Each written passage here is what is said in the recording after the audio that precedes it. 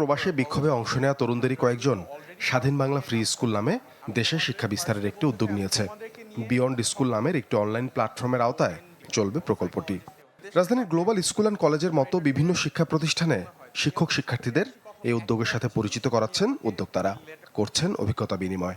আমি ভেবেছিলাম তার আগে যে আমার লেখাপড়ার বিষয়ে কিছু জিজ্ঞেস করবে, তো আমাকে জিজ্ঞেস করলো ফিউচারের ব্যাপারে। আমি ফিউচারের ব্যাপারে বললাম আমার ইচ্ছা আছে পাইলট হবো। সাধারণত মানুষের বিভিন্ন ইচ্ছে থাকে, ওইসব ইচ্ছা মানুষ সাধারণত শেয়ার করতে পারে না মানুষের কাছে। ভালো লেগেছে, খুবই ইন্টারেস্টিং। আমি যেমনটা আশা করেছিলাম তেমনটি হয়েছে। সুযোগ মিলছে বিজ্ঞান, প্রযুক্তি, গণিত ও ভাষাগত দক্ষতা উন্নয়নের।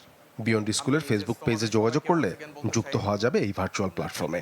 আমি যে প্রশ্নগুলো করেছি তারা ধীরে সুস্থে আমাকে সেই প্রশ্নগুলোর উত্তর দিয়েছে এবং সুন্দরভাবে। যেহেতু ভাইয়ারা এগুলো ফ্রিতে প্রোভাইড করছে, তাহলে যারা পড়াশোনা করার সুযোগ পাচ্ছে না, যারা পেমেন্ট করার সুযোগ পাচ্ছে না, তারা অনেক ভালো একটা ফ্যাসিলিটি পেয়েছে।